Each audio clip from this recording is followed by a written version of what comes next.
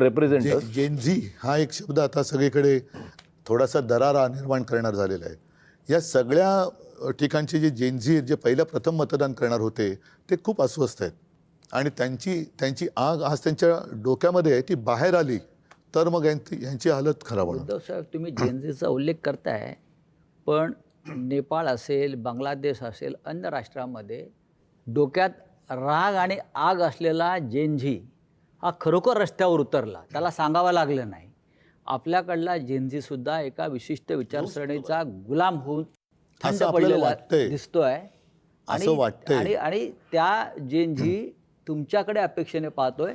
मला असं वाटतं की हा पहिल्या भागामध्ये आपण थोडं थांबू. ज्या प्रकारचं, मला एक एवढंच बोलतो, ज्या प्रकारचं राजकारण आता सध्या महाराष्ट्रामध्ये देशामध्ये चालू आहे, मला खरंच प्रश्न पडतो, देवी देवता आहेत का?